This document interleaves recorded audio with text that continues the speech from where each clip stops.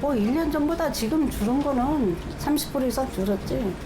아이 그냥 적자 아니면 됐다 생각하지 돈 번다는 생각은 못 해요.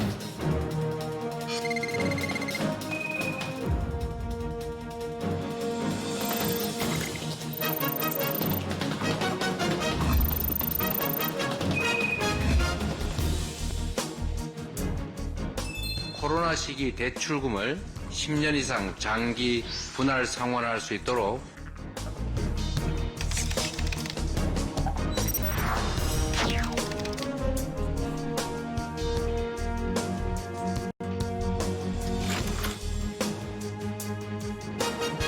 네, 시청자 여러분 안녕하십니까. 그래픽으로 만나는 경제 토크쇼 픽.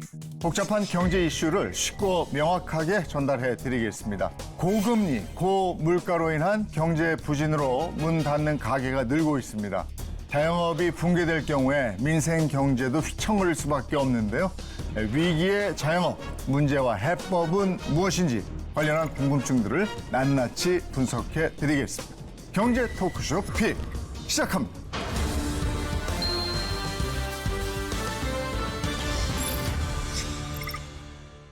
네, 함께해 주실 분들을 소개해 드리겠습니다. 자영업의 위기와 경제 영향에 대해서 풀어주실 분입니다. 오구석 인천대학교 무역학과 교수입니다. 어서 오십시오. 안녕하세요. 반갑습니다.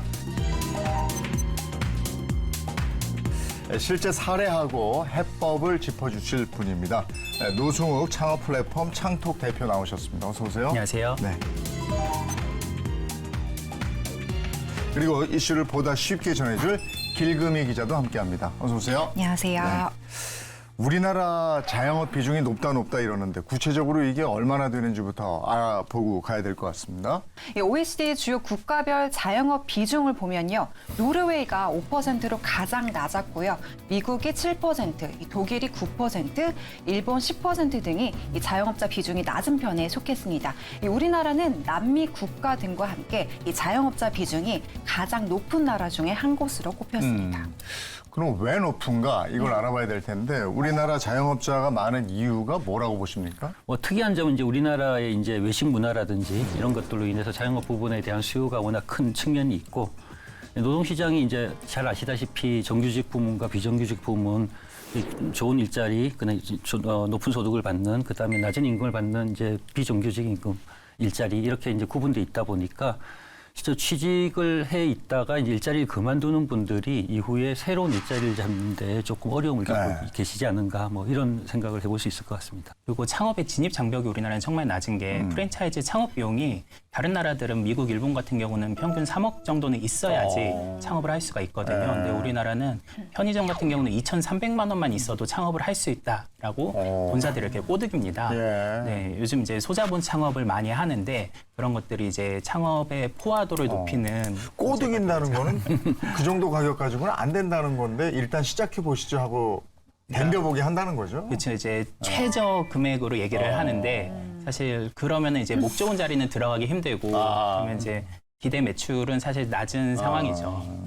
그래서 그런지 60대 이상의 분포가 많다면서요? 그렇습니다. 우리나라 자영업을 이끄는 중심 세대가 20여 년 만에 40대에서 60대로 바뀌었습니다.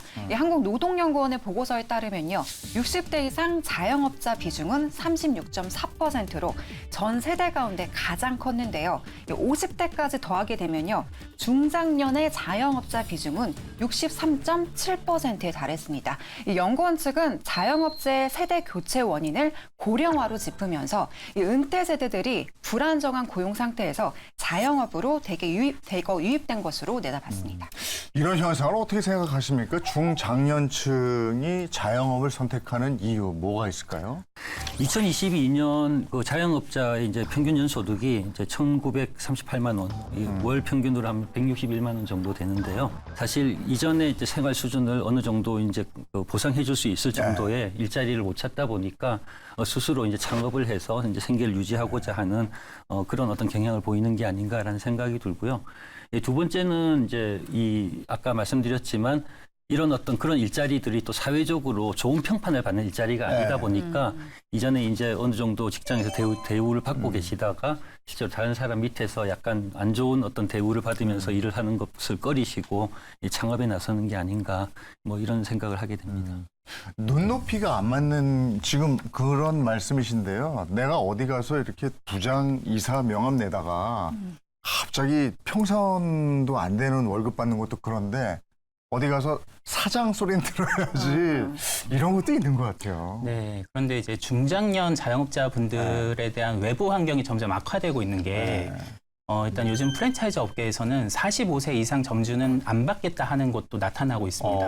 그러니까 이제 2030 좀 젊은 자영업자들도 요새 이제 취업이 안 되다 보니까 많이 유입이 되고 있고 이 친구들이 좀 매뉴얼대로 그래도 이제 시키는 대로 한다 이런 측면에서 또 본사들이 선호하는 측면도 있고요. 그러니까 이제 세대 간의 경쟁이 되고 있는 거죠. 또 하나는 요즘 자영업 시장이 과거에는 이제 노동 집약 산업이었다면 요즘은 기술 집약 산업, 정보 집약 산업으로 바뀌고 있습니다. 그러니까 요즘은 배달앱, SNS 마케팅 이런 이제 온라인 신기술들을 이제 잘 활용을 해야지 가게를 홍보할 수가 있는데 중장년층 분들은 뭐 키오스크를 다루는 것도 어려워하시고 이러다 보니까 이제 젊은 세대하고 경쟁해서 점점 밀려나고 도태되기 쉬운 외부 환경이 강화되고 있는 거죠. 네. 근데 내가 자영업자가 돼서 이게 자영업이 잘 되면 모르겠는데 요즘 경기도 안 좋고 문 닫는 곳이 많다고 그래요. 네, 그렇습니다. 구체적으로 얼마나 됩니까? 네. 지난해 자영업자 폐업률은 9.5%를 기록했는데요. 이 폐업자 수로 보면요. 91만 1,000만 명으로 전년 대비 11만 1,000명 급증한 것으로 조사됐습니다. 이 연체율도 덩달아 높아졌는데요. 금융감독원에 따르면 올해 4월 말 기준으로 국내 은행의 개인 사업자 대출 연체율은 0.61%로 2021년 이후 상승 추세에 있습니다.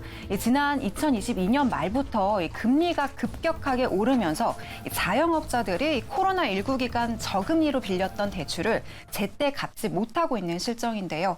특히 고령층의 채무 상황 악화 추세가 두드러졌다는 분석입니다. 60대 이상 채무 불이행 자영업자의 채무액은 평균 약 2억 5천만 원으로 다른 세대들과 비교해서 가장 높은 수준이었습니다. 60대 이상 고령층의 경우 향후 이 소득 기반을 마련할 여력이 부족해서 이 영업 한계에 직면한 상태에서도 이 채무를 계속해서 늘리면서 이 사업을 유지하는 경우가 대다수인 것으로 조사됐습니다. 노 대표님은 현장에서 자영업자들 많이 만나시잖아요. 네. 근데 지금 상황이 어떻든가요? 정말 최악이다. 코로나 때보다 어렵다. 이런 얘기 많이 하시는데요. 이 폐업을 하면은 지원 제도가 다 끊기고요. 또 기존에 받았던 대출금을 다 상환을 해야 되거든요. 그런데 이거를 이제 당장 상환하기 어려우니까 이 사업자는 유지하면서 뭐 온라인으로 이제 온라인 사업자로 바꾸면은 이제 주소를 상가 주소를 집 주소로 바꾸고 이 사업자는 유지를 할 수가 있거든요. 이런 식으로 버티고 있는 분들도 있다고 하고요. 그래서 부산의 한 이제 폐업 전문 컨설턴트 분은 내가 10년간 이렇게 그 폐업 컨설팅 했지만 요즘은 채무 상담하느라 바쁘다 할 정도로 이 빚 때문에 또 폐업을 못 하시는 분들도 있고. 근데 이런 것들이 저는 이제 코로나의 후폭풍이다라고 생각을 하는 게 이게 저는 첫 단추가 잘못 끼워졌다고 보는 게요.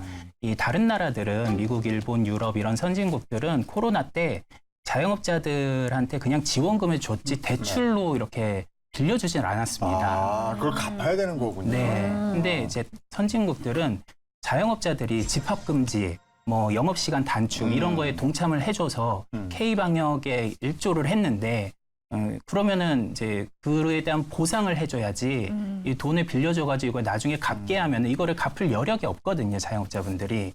그래서 지금 대출 상환 이제 유예가 만료가 되면서 이걸 이제 갚아야 되는 시기에 이걸 갚지 못해서 폐업을 하는 분들이 늘어나고 있는 것 같습니다. 길 기자도 현장에 직접 다녀오셨죠? 네, 그렇습니다. 제가 서울 도심 지역에서도 유행에 민감한 대학가 상권, 지금은 어떤 모습인지 현장을 직접 찾아가 봤습니다.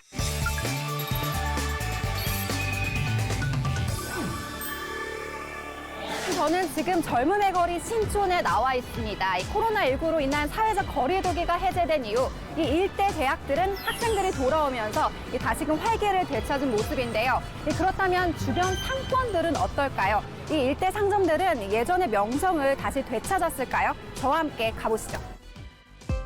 반에 반토막인데 이 문을 지금 닫아야 되나 계속 그 생각만 하고 있어요. 여기서 지금 한 30년을 했는데 코로나 때서 돈 너무 많이 까먹고 지금은 안 열 수도 없고 열 수도 없고 인터넷 중국 막 물건들 막 싸게 나오고 그러니까 빵원인 적이 한두 번이 아닌 거예요. 하루에요? 그럼요. 그럼요. 안 들어오죠. 마이너스죠. 그럼요. 그래서 조금씩 대출 들어가면서 사는 거죠. 뭐 전체적으로 세가 너무 세지 않나 싶은데 세부담 때문에 나간 사람들 많고 예전에 그런 2대 상권이 있기 때문에 그런 거를 기대하고 들어왔는데 지금은 그런 기대가 이제 없어요. 들어오는 상인들한테 지원이 필요하겠죠. 무이자 뭐 대출을 해준다든지 아니면 아주 저리 대출을 해줘가지고 초반에 장사가 안 돼도 좀 유지가 할 수 있게끔. 자리 잡을 때까지. 네네. 지금 들어와 있는 분들도 다시 내달라고 하는 분들 꽤 많아요. 그래요. 그러니까 뭐 1년, 2년 못 버티고 안 되거든요. 이렇게 비용이. 이렇게 장사가 안 된다는 건 내수 경기가 안 좋다는 얘기일 텐데 내수 경기가 왜 이렇게 안 좋은 건지 한번 짚어볼까요? 뭐 가장 기본적으로는 이제 금리 문제겠죠. 네. 이제 고금리가 지속되다 보니까 사실 우크라이나 사태 이후에 이제 공급망이 문제가 되면서 이제 그 재원가 자체가 재료 원가 자체가 굉장히 급격하게 상승하고 있고요. 이제 최근 이제 가장 눈에 띄는 점은 수출과 내수가 분리되고 있다라는 점입니다. 보통 이제 우리나라 경제가 수출 주도형이다라고 얘기할 때는 수출이 성장하면서 거기서 발생하는 소득이 다시 이제 내수의 지출로 이어지면서 같이 선순환 구조를 갖게 되는 것이었는데요. 최근 상황을 보면 이제 금리가 높으면서 수출이 증가하는데 투자는 이제 미래의 어떤 그 이렇게 사업 비즈니스 기회가 확대되면서 투자는 즉각적으로 조금 반응해주는 모양을 보이기 때문에 조금 나은 측면이 있습니다. 그런데 소비는 사실 그게 이제 소비에까지 그런 어떤 파급 효과가 발생하는 데 시간이 많이 소요되기 때문에 아직 이제 소비가 계속 이제 부진한 측면이 있고요. 그럼 이제 가게 입장에서는 소득이 금방 늘어났다라고 해서 바로 지출하지 않죠. 이제 사실 내가 어느 정도의 안정적인 소득이 확보될 수 있을 때까지 이제 평탄화시키는 경향이 있기 때문에 당장 이제 소비의 변화폭이 크기에는 좀 어렵지 않을까라고 예상이 됩니다. 그러면 자영업 대란이 경제에 미치는 영향은 상당할 거 아니겠습니까? 가장 큰 문제는 이제 가계부채와 관련된 문제일 것 같습니다. 가계부채의 구성을 보면 굉장히 지금 이제 악성 부채가 굉장히 많다. 그러니까 우리 이제 자영업자들의 한 80%, 90% 부채가 있는 자영업자들의 이제 80, 90% 정도가 다중부채자고요. 다중부채자인 경우에 훨씬 더 이제 연체율이 높고 그 다음에 실제로 그 지급 불능이 되는 확률도 굉장히 높아지는 상황이기 때문에 이러한 부분이 이제 너무 그러니까 방치될 경우에 실제로 이제 가계부채 위기가 이제 하지 않는다라는 보장이 없다라고 우리가 얘기할 수 있는 거죠. 고금리의 대출, 거기다가 임대료. 근데 우리나라 또 독특한 게 있죠. 권리금이라는 거. 네. 근데 빠지고 싶어도 권리금을 내가 이를테면 몇 천만 원 내고 왔는데 지금은 100만 원이면 그거 못 빠지지 않습니까? 이 권리금이 이제 기존의 업계에서는 계속 폭탄 돌리기다라는 얘기를 했어요. 권리금은 장기적으로는 계속 낮아질 거다라고 보거든요. 왜냐하면 이제 상가 공실들이 늘어나고 있으니까, 그렇죠. 네, 이제 굳이 그 비싼 권리금을 주고 가지 않아도 그 옆에 공실로 들어갈 수가 있으니까요. 소비자의 입장에서 보면 너무 비싸요. 요즘에 뭐 전부 다 물가가 너무 많이 오르니까 나가서 사 먹기 무서워요. 그래서 잘 안 가게 돼요. 자영업자의 입장에서 한번 볼까요? 2차를 안 가다 보니까 이제 자영업자분들은 요즘 한 8시, 9시면 문을 닫고 그때부터 배달 라이더 알바를 또 한대요. 네, 그렇게 지금 버티고 있는 거고 이 식자재, 인건비, 월세 이거를 이제 3대 비용이라고 하거든요. 자영업자에서. 이런 것들이 지금 3가지가 다 올라가고 있으니까 근데 가끔 식자재는 이제 뭐 수요 공급에 따라서 이제 좀 들쑥날쑥하잖아요. 그럴 때 이제 소비자분들이 이거 식자재 원가가 떨어졌는데 왜 가격 안 내리냐 이렇게 말씀하시는 분들이 있는데 다른 비용들이 더 올라가다 보니까 그동안 이제 비용 상승분은 이제 가격에 전가를 못했던 부분들에서 이제 발생했던 손해를 이제 그 부분에서 조금 이제 상쇄하는 분들이 이제 자영업자분들이 그렇게 버티고 있다 이렇게 이해를 해주시면 좋겠고요. 한번 저는 여쭤보고 싶어요. 그러면 이제 음식값이 내려가서 식비 지출이 줄어들면 그러면은 그분들은 월급 적게 받으시겠냐? 그렇죠. 다른 물가가 또 올랐으니까 또 그렇지 않잖아요. 네. 그런 어려움이 있는 거죠. 근데 지금 그렇게 어렵다 보니까 일찍 끝나니까 9시쯤 끝나고 라이더 네. 배달한다. 네네. 자영업자들이 그렇게 그렇죠. 말씀하셨는데 그만큼 지금 배달이 많잖아요. 코로나 때 외출을 못해서 급증했던 배달 수요가요. 네. 지금까지 이어지고 있는 건데요. 이 KB 국민카드가 최근 5년간 카드 고객들을 대상으로 이 매출을 분석한 결과 배달 서비스 매출이 2019년과 비교해서 무려 164%로 크게 늘어난 것으로 조사됐습니다. 예. 이 더군다나 이 국내 주요 배달 어플 업체들이 시장 점유율을 높이기 위해서 무료 배달 등 할인 경쟁을 펼치고 있어 이용자 유입은 계속해서 이어지고 있는 상황입니다. 무료 배달이 소비자 입장에서는 좋죠. 자영업자는 뭘 좀 내야 되는 거 아닙니까? 네. 그러니까 자영업자분들이 이제 배달 앱에 네. 내야 되는 돈이 한 6,000원 정도가 돼요. 그럼 이 6,000원에서 자영업자 본인이 이제 부담을 할 것인지 아니면은 소비자한테 배달료를 이제 전가를 시킬 것인지 이 비중은 이제 자영업자분이 정할 수가 있는데 배달 앱들이 이 배달료가 낮은 가게들을 상단에 노출을 시켜줘요. 그러니까 뭐 무료 배달 팁을 안 받거나 아니면 1,000원 정도 받는 가게들이 상단에 노출되다 보니까 그 6,000원의 대부분을 이제 자영업자분들이 할 수 없이 본인이 다 부담을 하게 되는 거죠. 이게 계산을 해보면은 진짜 2만 원 정도 단가로 배달 팔아서는 남는 게 없어요. 이 배달 앱 수수료가 한 30% 되고요. 거의 라이더 비용이 또 10% 되고 식자재비가 20-30% 되고 인건비가 20%, 월세가 10% 이렇게 되면 뭐 많이 남아야 한 10% 정도 남거든요. 네, 5천만 원어치 팔아야 겨우 500만 원 번지는 거니까 이 배달을 아예 그냥 보이콧하고 차라리 이제 배달앱 수수료 내는 걸로 월세를 더 내서 더 목 좋은 곳에 가서 홀 손님을 더 받겠다 하는 분들이 늘어나고 있습니다. 지금 이제 배달 플랫폼에 대해서는 배달 플랫폼이 갖고 있는 순기능이 틀림없이 있는데 이게 지금 이제 좀 이렇게 진지하게 좀 고민해 봐야 될 때가 온 것 같아요. 이게 배달 플랫폼이라는 게 어떻게 생겼는지 우리가 이게 짧은 기간이지만 좀 추적해 보면 저희가 이제 젊을 때 어릴 때 보면 중국집이 이제 소위 철가방 이게 그 동네 가게마다 이제 배달원이 고용이 돼서 이렇게 네. 하다가 인건비가 올라오니까 그 동네에서 이 풀링을 해서 이제 배달 서비스를 하기 시작한 거거든요.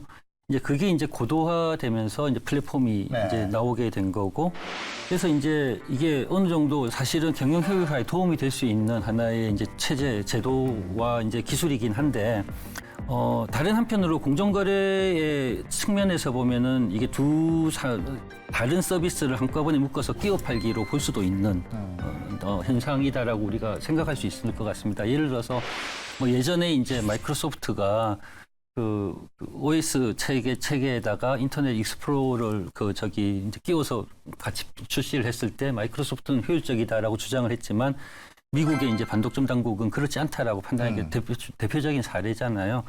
이 부분에 대해서도 아마 이제 당장 우리가 뭐 어떤 합의를 이루기 힘든 어떤 분야긴 하지만 이 배달과 주문을 같이 이렇게 묶어서 독점을 계속 유지하도록 하는 것이 앞으로 이제 소비자 시장이나 자영업 시장이나 이 플랫폼 시장을 위해서 바람직한 것인가에 대한 어떤 사회적 논의와 법률적인 검토들이 좀 필요한 시기가 아닌가라고 생각을 하고 있습니다. 배달 이쪽도 뭐 소비자의 필요에 의해서 이게 나타난 거고 그 자영업의 방향도 소비자들의 성향, 소비자들의 패턴의 변화 이런 쪽에 또 맞춰줘야 되는데 이렇게 조그맣게 소비하는 거는 자제하다가 큰 거, 한 방에 가는 게 있어요. 그러니까 백화점 같은 데도 보면 명품의 매출은 올라간다는 거.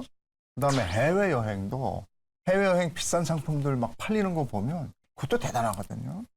맞습니다. 아예 저렴하거나 아니면 나 자신을 위한 소비로 이 목돈을 한꺼번에 쓰는 건데요. 한국은행에 따르면 우리나라 3대 백화점 해외 유명 브랜드 매출은요. 올 1월에서 2월 전년 동월 대비 6%대로 증가를 하다가 3월 들어서는 13.9%나 급증했다고 합니다. 올해 1분기 해외 여행객 수요도 마찬가지인데요. 해외 여행객 수는 742만 명으로 67억 4천만 달러를 지출했다고 합니다. 전년 동기와 비교해서는요, 각각 49%, 19% 증가한 수치입니다. 자영업자 입장에서는 이걸 어떻게 봐야 되고 어떻게 반영을 해야 될까요? 저희가 최근에 자영업이 이제 영세화되고 있다, 부실화되고 있다랄 때 이제 쉽게 그 솔루션으로 해법으로 말씀하시는 것들이 이제 자영업의 어떤 그 경영을 효율화해야 된다. 뭐 그 말씀이 틀린 건 아니고요. 그렇지만 그게 달까라는 생각을 가끔씩 하게 돼요. 만약에 효율성이 가장 첫 번째가 되면은 이 규모의 경제라든지 여러 가지 어떤 그 상황을 볼 때 자영업 부분 이제 그 소상공인 부문은 절대로 대형마트나 대기업하고 경쟁할 수 없거든요. 그러니까 결국은 자영업이 대기업이나 대형마트에 경쟁하는 경쟁력은 자신의 차별성에서 오는 거고 차별화된 서비스에서 오는 겁니다. 대기업이 표준화된 어떤 서비스를 제공을 할 때 자영업에서는 그것이 커버하지 못하는 시장을 커버하는 게 자영업 부분이거든요. 그래서 결국에는 이제 이 자영업을 하시는 분들이 이제 그러니까 커피숍 한번 해보면 어떨까라고 이제 뛰어드시는 게 아니라 내가 갖고 있는 어떤 하나의 컨텐츠라고 해야 될까요? 내가 그 고객에게 뭘 제공할 것인가를 분명히 하고 창업을 하셔야 된다라는 측면이 있고요. 근데 이제 자영업을 하시는 분들이 이제 이 성공한 분들의 얘기를 주로 듣는다는 거죠. 그러니까 이분들이 점점 많아지니까 나도 할 수 있겠네. 내가 하면 성공할 거야라고 생각하지만 실제로 이게 하단에 있는 분들의 말씀들은 그러니까 들을 기회가 굉장히 적다라는 것, 뭐 이런 부분들을 꼭 유념을 하셔야 될 것 같고요. 어떤 그런 게 집은 인기가 커피를 많은 것 파는 같아요. 집인데요. 네. 그 약간 그 신맛이 있고 뭐 이렇게 텁텁한 맛이 있고 뭐 이러잖아요. 그러니까 뭐 작년의 고독 옆에다가 탁 써놨어요. 같은 커피라도 뭔가 내가 그다음에 뭐 20대의 뭐 상쾌한 이런 걸 표현해놨더라고. 그러니까 뭔가 정서도 같이 우리가 그래서 소비할 수 그 있는. 주인분한테 이런 건 누가? 근데 제가 굉장히- 국문과 출신입니다. 이런 것도 필요한 것 같아요. 그런 맞습니다. 그러게요. 그래서 요즘 외식업계에서는 키워드가 컨셉, 나만의 컨셉이 있어야지 살아남을 수 있다. 최근에 그 판교 쪽에서 카페가 이제 대박이 난 분이 있는데 이분은 이제 카페가 보통 이 단가는 낮고 회전율은 떨어져가지고 커피만 팔아서는 이게 장사가 잘 안 되거든요. 그러면은 이제 베이커리나 이제 디저트를 어떻게 경쟁력 있게 가져가느냐가 중요한데 이분은 다른 카페들이 보통 뭐 베이글이나 도넛이나 이런 거에 집중할 때 프렌치 토스트로 차별화를 했어요. 경기도에서 프렌치 토스트를 주력으로 파는 카페는 없더라. 그렇게 이제 차별화를 하셨고, 근데 이런 것들이 또 요즘은 익스테리어에 반영이 되는 게 또 추세입니다. 그러니까 우리 가게가 이런 컨셉이에요라는 거를 사람들이 이제 지나가면서 보고서 들어오려면 외관에서 그 컨셉이 드러나야 되거든요. 그러니까 요즘은 외식업이 그 가게에 들어가기도 전에 여기는 이런 컨셉이구나라는 거를 볼 수 있게끔 마치 테마파크에 입장할 때 그 사람들이 이제 설레고 여기서 어떤 서비스를 기대할 수 있을 거야 이런 것들을 이제 미리 보여줘야 워크인 고객들을 끌어들일 수 있다는 거죠. 네. 그러니까 뭔가 문턱에서부터 확 진짜 뭔가 들어가고 싶게 만들어지는 그런 외관도 중요하겠네요. 그러니까 그동안은 사실 외관보다는 인테리어에 사람들이 집중을 했는데 요즘은 인테리어 비용을 조금 절약해서 익스테리어에 더 투자하는 경향이 나오고 있습니다. 그러니까 사실 서비스업이라는 게 뭔지를 생각을 해보면 예전에 가정에서 다 만들어서 공급하던 것들을 이제 소득 수준이 올라가다 보니까 이제 가정에서 외주화시키는 거거든요. 그럼 이제 옛날에 있던 것 중에 우리가 없어진 게 뭔가 생각해보면 사랑방이에요. 그럼 이제 사실 사랑방이 뭐냐면 이제 동네 가게가 사랑방의 역할을 하는 거거든요. 그래서 근데 이제 문제는 이제 그 요즘 그 소상공인들의 어떤 지원을 보면은 그러니까 키오스크라든지 이제 코로나 시기에 특히 그 굉장히 이제 장려하고 하는 측면이 있는데 저는 그게 하나의 이제 대세고 트렌드라고 보지만은 다른 한편으로 거기에만 너무 의존하면 안 된다라고 생각을 하는 게 이게 지금 이제 그런 어떤 키오스크가 생기고 하면은 소비자들이 재밌네 하고 씁니다. 근데 이제 모든 가게에 갔을 때 키오스크로 주문하고 그다음에 로봇이 와서 이렇게 서빙하고 하면은 그 집을 사실은 몇 번 가고 나서는 그 집을 우리가 다시 찾아가야 될 이유가 별로 없는 거죠. 이제 오히려 저 같은 경우도 제가 자주 찾는 집은 가서 그래도 사장님하고 인사하고 저 왔어요 하고 인사하는 집에서 밥을 많이 먹게 돼 있는 거거든요. 그래서 아마 이제 이거는 뭐 그 왕도가 없는 것 같아요. 그러니까 이 자영업을 하시는 분들이 나는 이제 맛으로 아니 외관으로 이 컨셉으로 승부를 하겠다. 그 가게의 컨셉으로 승부를 하겠다라고 하는 분들은 그걸 확실하게 잡고 가셔야 되고 또 어떤 분들은 내가 뭐 그것보다는 이 동네에 내가 이제 사랑방 역할을 하겠다라고 하는 분들은 또 그 컨셉을 확실히 유지하면서 가야지 뭔가 이렇게 어정쩡하게 이것저것을 섞어 놓으면 굉장히 좀 오히려 힘든 상황이 발생하지 않을까라고 생각을 합니다. 이번에는 정부 정책에 대해서 한번 얘기를 해볼까요? 자영업 위기에 대해서 정부에서도 대책 마련에 나섰는데 핵심 과제로 자영업 구조 개혁을 꼽았습니다. 구체적인 내용 들어볼까요? 네, 이 자영업의 근본적인 이 체질 개선을 위한 구조 개혁 추진에 나선다는 방침인데요. 이 경쟁력이 낮거나 이미 폐업한 자영업자들이 안정적인 임금 근로자로 취업할 수 있도록 지원을 하고 이 사업 유지를 원하는 자영업자에 대해선 현금 지원은 최소화하되 이 경영 효율화를 위한 기술 지원 등을 확대할 것으로 보입니다. 이런 정부 대책에 대해서 어떤 의견이십니까? 정부가 이제 그 지금 전체적으로 갖고 있는 생각을 보면은 우리나라가 자영업 비중이 높으니까 이 기회에 구조조정을 해서 비중도 점점 낮춰가고 뭐 이런 어떤 그 생각을 하고 계신 것 같습니다. 근데 뭔가 이제 선우가 좀 바뀐 듯한 느낌이 들고요. 제 생각에는 일자리를 늘리겠다라고 하면 사실은 이 자영업자분들은 거기에 지금 현존 오퍼되고 있는, 그러니까 제한받고 있는 일자리들이 충분한 게 내가 납득할 만한 일자리가 없기 때문에 창업을 하시는 거거든요. 이분들을 이제 지금 일자리는 없지만 계속 이제 취업을 유도한다라는 것이 뭐 이렇게 개별적인 몇 개의 어떤 효과가 있는 어떤 사례들은 나올 수 있겠지만은 전체적으로 얼마나 큰 의미를 가진 결과를 가져올 수 있을까에 대해서는 조금 이제 좀 의문이 있고요. 두 번째는 이제 폐업 지원과 관련해서는 아직 구체적인 어떤 정책이 이제 발표되기를 좀 기다려야겠지만, 과거에 우리가 폐업 지원을 하던 어떤 수준에서는 아직 좀 부족한 측면이 있다. 뭐 예를 들어서 최근 이제 현 정부 출범 이후에 이제 새 출발 기금이라는 거를 이제 해서 이런 부분에 대해 대응책을 마련했었는데, 이게 뭐 신청 절차가 복잡하기도 하고 가장 큰 부분은 이 혜택을 받고 나면 그 다음엔 대출을 받을 수 없다라는 어떤 굉장히 큰 신용불이익이 있습니다. 뭐 자영업 총량제 이런 얘기도 나왔잖아요. 근데 이렇게 직접적으로 제한을 하는 거는 뭐 직업 선택의 자유를 이제 침해하는 논란이 있을 수 있으니까, 저는 이걸 간접적으로 수요를 조절할 수 있는 방법이 신도시 같은 경우에 상업 용지를 좀 타이트하게 구역을 설정하면은 그 지역에서 이제 식당을 창업할 수 있는 용지가 줄어들면 자연스럽게 공급이 줄어들게 되거든요. 근데 이게 이 건설업계에서는 이 상업 용지가 훨씬 분양가를 높게 받을 수 있어가지고 신도시들이 너무 상업 용지가 많아요. 그러니까 세종시 같은 경우는 뭐 프랜차이즈의 무덤이다 이런 얘기 나올 정도로 너무 공급 과잉이었거든요. 이런 부분들부터 좀 조정을 하면서 좀 공급을 조절할 수 있지 않을까 싶습니다. 그게 또 거기까지 가는군요. 상업 용지가 그렇게 많아지고, 네. 그건 또 건설업체와 관계가 있고. 근데 지금 이제 민주당에서 보면 민생회복지원금을 지역 화폐로 지급하겠다.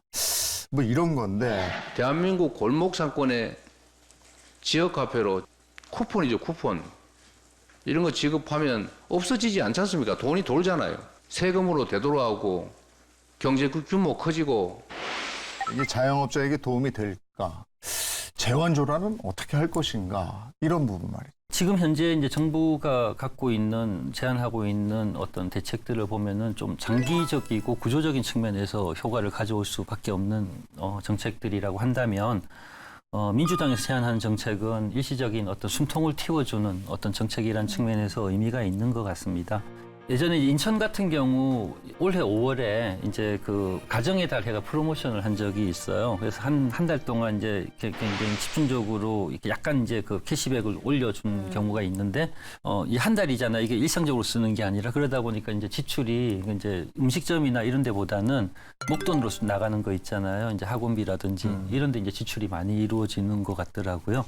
그래서 이게 지금 이 이제 민생회복 지원금도 사실 굉장히 일시적인 것이 클 텐데, 똑같은 액수를 지원한다라면 좀 타겟을 좀 좁게 설정을 해서 지원하는 것이 더 정책의 실효성이 있지 않을까라고 생각이 듭니다. 네. 이 다른 방법으로 지원하는 거랑 좀 효율성을 비교해 보는 것도 필요할 것 같아요. 그러니까 자영업자분들을 도와주기 위해서 그 이제 지역화폐를 통해서 간접적으로 지원하는 것보다 그냥 자영업자분들한테 지원금을 그냥 현금으로 쥐어주시는 방법도 있고, 전 국민에게 주는 거 아니고 네. 자영업자들한테 몰아서 그 그쵸. 돈을. 뭐 일정 이제 매출 이하의 분들한테 이제 지원해드린다든지, 아니면 뭐 이제 코로나의 부채를 좀 탕감을 해준다든지, 이런 것들이 이제 직접 지원이 될 수가 있잖아요. 보통 매출의 한 20% 정도가 자영업자분들 순이익이거든요. 근데 지역 화폐를 예를 들어 10만 원어치를 가게에서 쓴다. 그러면 그 자영업자분이 손에 쥐는 거는 사실 2만 원입니다. 근데 그분한테 그냥 10만 원을 쥐어주면 5배의 지원 효과가 있을 수 있으니까요. 그게 현실적으로 직접 도움이 지원이 되는 더, 것이다. 네네. 네. 자, 그러면 자영업 위기를 극복하기 위해서 필요한 대책은 뭔가? 자영업의 비중을 줄이는 것이 대책인가? 그러니까 정치권에서는 이제 자영업자 비중이 지금 20%가 넘는데 15%까지는 줄여야 된다 이런 얘기도 나오고 있거든요. 선진국들은 10%가 안 되니까 그 방향으로 가는 위한 어떤 수단적 정책들이 필요하다고 보고요. 또 창업을 하는데 어떤 진입 장벽을 높이는 것도 좀 필요할 것 같은데요. 그럼 프랜차이즈 같은 경우에 지금 교육이 맥도날드 같은 경우는 9개월을 교육을 받아야지 창업을 할 수가 그래요? 있습니다. 네. 그리고 미국 같은 경우에서는 식당 하나 창업하려면 한 1, 2년 걸린다고 해요. 왜냐면 뭐 인테리어랄지 뭐 안전 점검 이런 것들이 정말 타이트해가지고 뭐 한번 이제 점검해서 제대로 안 돼 있으면은 또 한두 달 뒤에 또 와가지고 그때까지 또 이제 조치를 해라 이렇게 하는데 우리는 한 달이면은 사실 창업을 다 할 수가 있거든요. 네, 외국에 비해서 훨씬 창업이 쉬워요. 또 할 수 있는 용지도 많고 네, 그런 것들에 대해서 좀 문턱을 높일 필요가 있지 않을까 싶습니다. 그러니까 우리 자영업자들의 이제 경쟁 환경이 그러니까 지금 공정한가라는 부분에 대해서 좀 고민을 해야 될 것 같아요. 예를 들어서 우리가 흔히 이제 대형마트에 가면 1+1 많이 보잖아요. 저는 사실 개인적으로 이거 좀 규제해야 된다라고 생각하거든요. 사실 이거는 그러니까 우리가 말하는 소위 덤핑가에 가까운 거고 소비자들이 적정 가격이 무엇이다라는 것을 혼란스럽게 만드는 것 중에 하나라고 생각을 해요. 자영업 부분은 본질적으로 대기업이나 대형마트에 비해서 더 높은 비용 부담이 발생할 수밖에 없는 부분인데 이 경쟁 체계 속에서도 그 불공정한 측면이 계속 남아 있다 보면 경쟁에서 굉장히 불리한 측면들이 있고요. 그러면 자영업하기 좋은 환경을 만들려면 뭐가 필요한가? 이 얘기를 들으면서 오늘 좀 마무리를 했으면 좋겠네요. 저는 사실 이제 그 약간 지역 공동체 역할에 대한 어떤 관심이 좀 많이 있는 편이고요. 일본 키지조치라는 지역에 이제 그 예를 많이 나오는데 그 경우에는 그러니까 성공의 예가 행정이 이제 조력자로서만 역할을 하고 결국은 그 커뮤니티의 디자인을 그 지역 상인들에게 맡겼다라는 점이 이제 가장 큰 성공 요인으로 꼽히고 있습니다. 그래서 제가 생각하기에 우리나라에서 굉장히 전향적인 어떤 변화가 필요한 부분이 이제 자영업에 대한 주무 부서들은 대부분 지원 부서로 머물러 있고요. 지역 정책이나 이제 산업 정책과 결합되어 있는 경우는 굉장히 드문 것 같습니다. 이게 산업 정책이 돼야 된다라고 하는 이유는 공동체 차원에서 지역 차원에서 역량의 빌딩, 리더십 이런 부분들이 같이 이제 담겨져야 되는 거고 그러한 어떤 체계가 만들어져야 되지 않을까라고 생각을 하고 있습니다. 선배 창업가들의 노하우가 후배 창업가들한테 전달이 되는 경로가 지금 없습니다. 그러니까 자영업 시장에 대부분은 난생 처음 전 재산 바쳐서 창업을 하거든요. 근데 여기서 교육을 받을 데가 없어요. 뭐 소진공 같은 데서 컨설팅을 해주지만 여기서 컨설팅을 하는 분들도 장사 경험이 없는 분들이에요. 뭐 지도사, 거래사 이런 자격증으로 그냥 장사를 글로 배운 분들이 가르치니까 이게 실질적인 도움이 안 되고 있거든요. 백종원 대표 같은 사례들이 이제 계속 나오도록 필요가 있지 않을까 싶습니다. 네. 자영업의 위기라는 얘기는 하도 오래전부터 들었기 때문에 자영업의 위기 이런 얘기. 근데 이번에는 이런 악순환의 고리를 끊고 자영업자들이 좀 행복하게 일을 하는 그런 분위기가 됐으면 좋겠다 이런 생각이 듭니다. 경제 토크쇼 픽 오늘은 여기서 인사드리겠습니다. 고맙습니다.